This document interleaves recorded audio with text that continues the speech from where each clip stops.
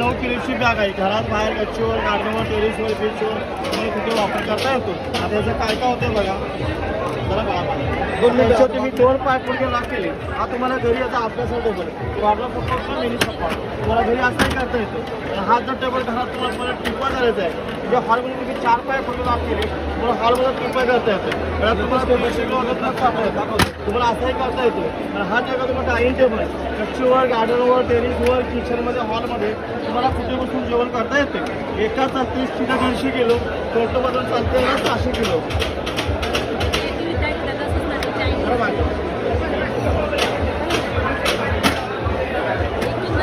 खाली बसा खाली नाही बसा